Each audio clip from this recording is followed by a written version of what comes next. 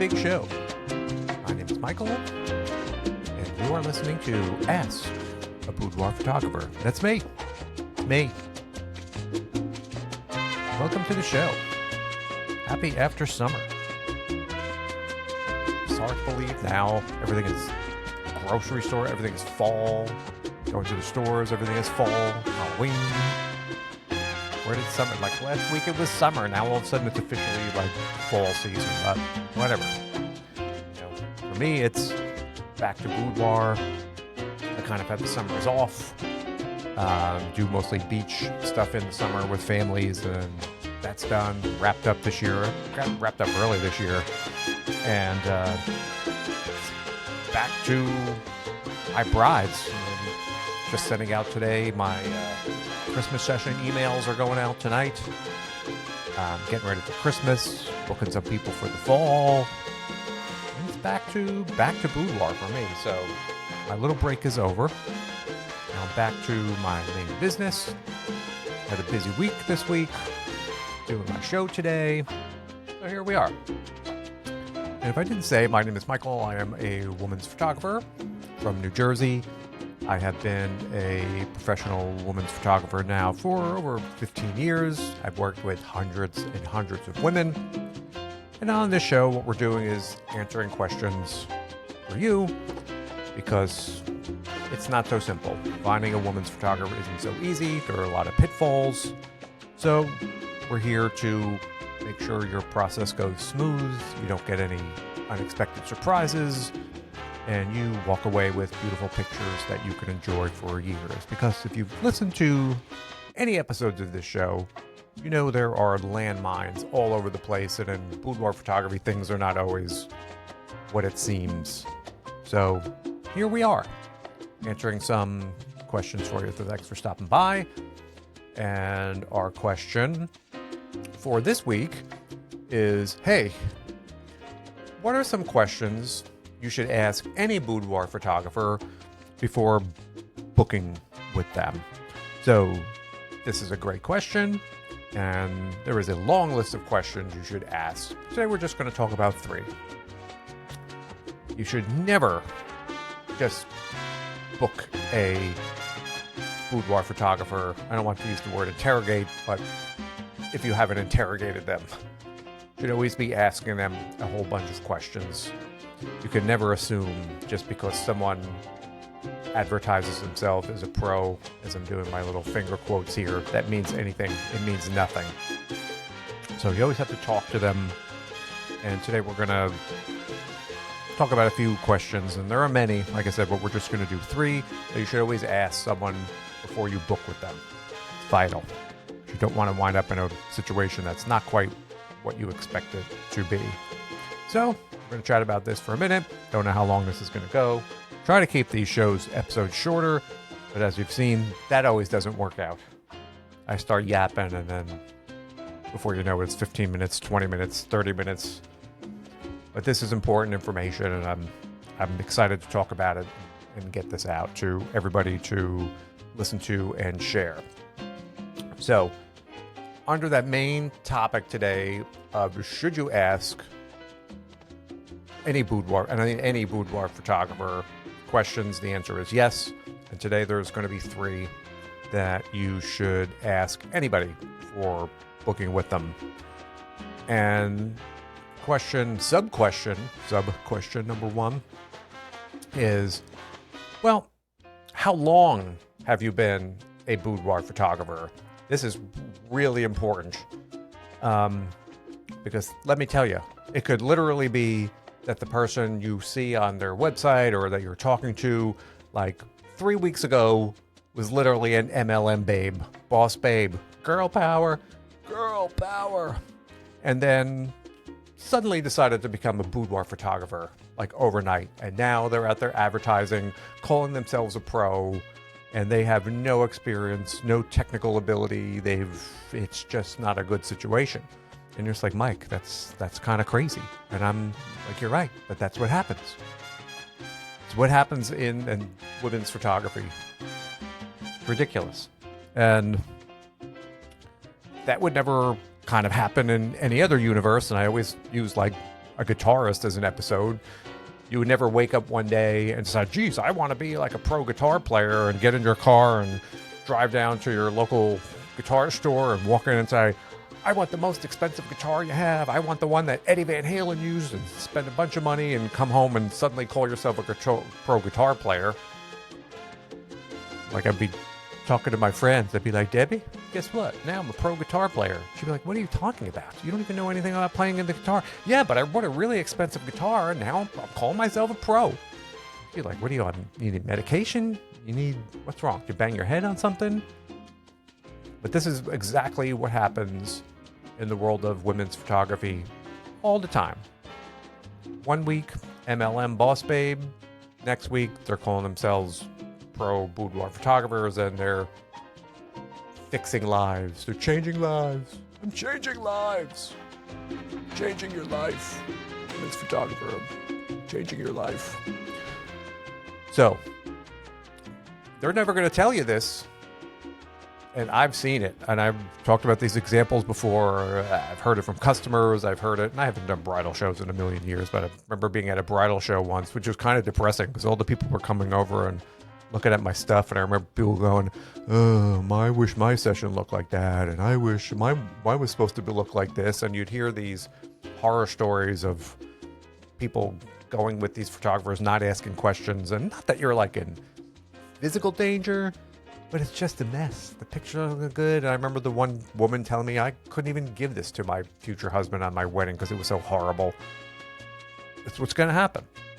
You know, you have to ask, how long have you been doing this? And they're not going to tell you on the website that they started 3 weeks ago or 2 months ago. Have zero experience. They just picked up a camera one day and I'm changing lives. Come give me your money. You know, it's not worth it, and I would highly suggest staying away from anybody that has not been in the pro photography game for at least a year or more. And question 1A is closely related to question 1B you should be asking. And question 1B is, how long have you really been into photography before you turned a pro? And you're saying, Mike, what's the difference? Well, there's a big difference.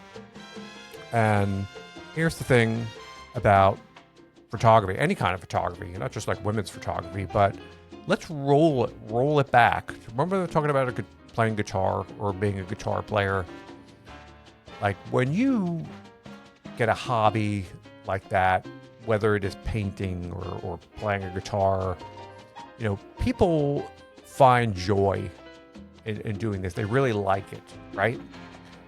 They're enthusiastic about it. They're enthusiastic about taking their camera and going out into the woods and finding birds and taking whatever they're enthusiastic about taking photos of. They enjoy it. It's a hobby. They want to become good at it. They're doing it for themselves. They're not doing it as a business. They're just doing it because for the pure joy of it, right?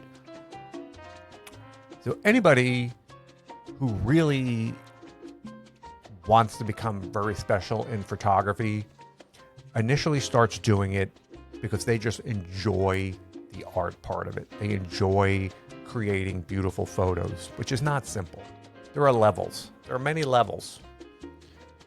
And it's a challenge to them. You know, they're like, they want to become better. They want to photograph whatever it is, children beautiful, or make women and look them beautiful, whatever their weddings and make it look great. You know, there's just personal drive to learn the technical parts of it. And it takes a while. Just like you could not learn to be a professional guitar player in a week, you cannot learn to become an excellent photographer in a week. Just not. How long would it take you to become an outstanding guitar player? You know, you may memorize a song quickly or something, but you really don't know that much the intricacies of music and playing a guitar. It takes a while, right? And no one calls themselves a pro after. But yet, again, like I said, this is exactly what people in photography do. They suddenly decide they want to get out of the MLM game, buy a camera on Amazon, and 3 days later they're calling themselves a pro photographer. So if you ask somebody, gee, Debbie, you know, I came across your site, and really, how long have you been doing photography before you started to become a pro? More often than not, they will not answer the question, or the answer will be zero. Zero. Because they just suddenly started calling themselves a pro photographer with zero experience, and which means, to me anyway, that there really is no passion for excellence there. There really was no desire to learn about photography and that art first, to develop their abilities, to develop their skills, to develop working with women, which is not easy. They suddenly decided to jump right into the middle of it. Don't worry, the camera. It's all about the camera. Oh yeah, it's all about the guitar. Just because I bought a really expensive guitar and it's going to play itself. It's going to make magic. See, it's ridiculous, and it doesn't really kind of work that way. So asking them a bit about how long they've been into photography before they decided to call themselves a pro tells you a lot about that person. Because someone who is passionate about it, they started just doing it for the enjoyment of it. They wanted to learn. They practiced. They just did whatever they could to become the best. They weren't thinking about becoming a pro. Usually that thing just somehow happens, if it happens at all. You know, there's no thought about money the first time you pick up a camera and learning. You're like, geez, I want to learn, and you're all about learning. So people who skip that step makes me kind of like question why they're doing it, you know? I'm changing lives. And no, you're not changing lives with your no-skill photography. Not doing anything. Not changing anybody's life. Behave yourself. So asking how long someone has been into photography before they turn pro, it's 1B question today. Important information you should be asking. There should be some story there about how they fell in love, how they love to do this, how they learned, and then at some point they were like, yeah, you know what? People were coming to me, they've seen my work, and I decided to give it a shot. It's not like they jumped right in and suddenly started calling themselves a pro photographer with no skill, no experience, no knowledge, no training, no nothing. Dangerous. Don't do it. Avoid those people. And the sad news is those people who exist like that, who just suddenly they have very short livelihoods as photographers because they just don't know what's going on. They come in with this big flash, I'm changing life, I'm here, I'm pro, come and see me, I'll show you your worth, and then they're gone in a flash. They're very short-lived careers for those people, and you do not want to get tangled up in that mess of someone not really knowing, because it's all about the pictures, right? You're going to them for one reason. You want to look cute, you want pretty pictures. How is someone who knows nothing about that going to produce those results? See? But yet they will call themselves a pro. So this is why this whole industry is like kind of messed up, and you have to ask a lot of questions. So that's question 1A, 1B. And then there's another part C that we're going to talk about today too. And the third thing that you should be asking any photographer, woman's photographer that you're booking, and that's kind of like, well, after our session is finished, how are you securing my photos? And they'll say, what? And then you can go, after our session is finished, how are you securing my photos? And you would hope that you wouldn't have to answer this question, because there would be an explanation on their website about their privacy and what they do. And then shockingly, 90-something% of photographers, this isn't even a thought to them. Meaning, you have all of your intimate photos, sitting unsecured on somebody's hard drive? Or sitting on external hard drives, or whatever they're doing with it, and they have no plan? The sensitive material there of their clients just randomly floating around? Now, granted, it's not such a big deal as much as it was 15, 20 years ago. See a woman in her underwear was scandalous. Stop the presses. Now you have women posting pictures of themselves with practically nothing on Instagram, and no one gives it a second thought. But still, there are people, teachers, or other stuff like that can't have that material getting out there. We don't want that to ever happen. And not everybody wants those pictures to be out there. But, if these people have no plan for securing your work afterwards, what's happening to it? It's sitting on a hard drive. Then what happens if you get a virus? What happens if someone hacks that computer and suddenly all these pictures are out there online or who knows what? So they very well better on their website have some kind of a statement or a page talking about how they secure their clients' photos at the least. Or if you ask them, they better say it's all encrypted, it's da-da-da-da-da-da, and they better list out their steps, because if not, they're not thinking about you too much, are they? They're the client who figure, they're always talking, I'm changing lives. They're going to be changing your life in a bad way if they don't have a very sound privacy policy or security policy as a photographer. So if you really want to trip somebody up, you ask them, how are you securing my photos after the session? Or you say, well, for the last 4 women or 5 women that you've worked with, where are those photos right now? What are you doing with them? Are they just sitting on an SD card on a desk for someone to grab and run away with? I mean, really, what are they doing with this, with their pictures? How are they treating that private information, that private data? And you'll be shocked that the non-answers you'll receive when you ask this to somebody. So again, very important question. And the list goes on. I can go on for an hour and a half about all things you should be asking photographers. But in this episode, I decided just to pick 3. So question 1, how long have you been a professional photographer? Question 2, how long have you been into photography before you decided to call yourself a pro? And question number 3, how do you secure your photos after every session? 3 things you should be asking at a minimum to any photographer you plan on coming in, boudoir photographer, and working with. You should not feel like you're being a pest for asking these questions. You just go into your consultation, say, I saw you, just wanted to chat with you a bit before I booked with you. It's okay if I ask you just like a question or 2, and then just ask, how long have you been doing this? And let them talk. If it's like, if the answer is vague, or if they don't really want to get into it, okay, just be polite and thank them, and I would move along. If you ask them, you could even say something like this, I'm really a fan of photography myself. And like, how did you get into this?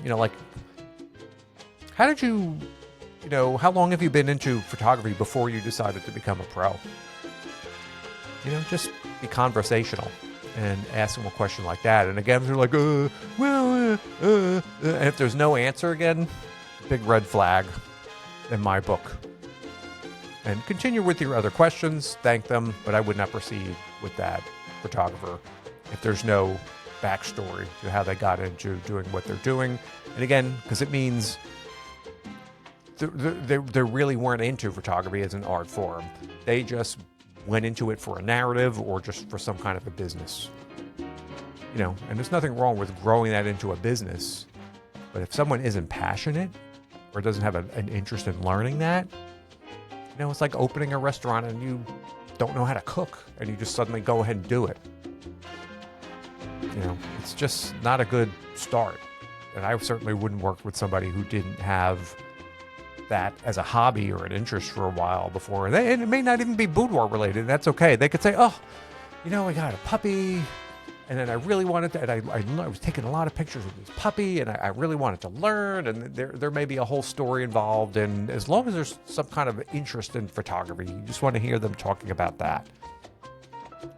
And then in this, conversation you're going to have with the photographer, just casually bring up, oh yeah, that sounds great. And just one more thing I wanted to ask you, and just say, geez, I'm pretty private. I don't want my stuff getting out there. And like, when we're done, what happens to my photos on your computer? And Don't be shocked if they don't have an answer. Again, big red flag. What they should be saying, as I noted, encryption, encryption, encryption. They're deleting the photos, or if they're hanging on to them, encrypted makes them useless for anybody else. They're secure if they're encrypted. Whatever they're doing with them, but that's what you want to hear.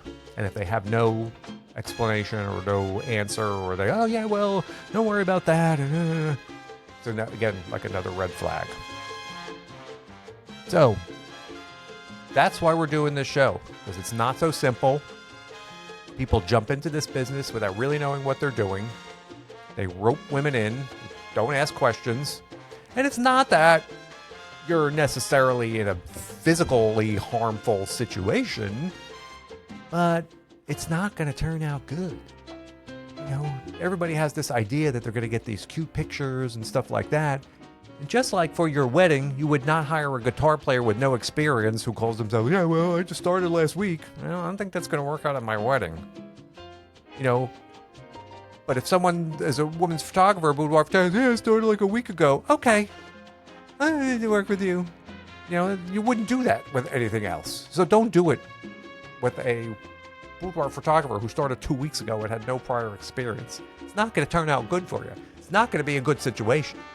So why waste your money? Unless you're a glutton for punishment. And I've seen, like I told you, the women who have all these horror stories of what they went through. And the pictures are miserable. They just had to throw them all out because it was useless. So don't do that. Ask smart questions. Be a smart consumer. Grill these photographers, so-called boudoir photographers. And don't book with anybody until, you get some questions answered and you have a little assurance that they know what they're doing and they're on the ball. They're experienced. They're protecting your information.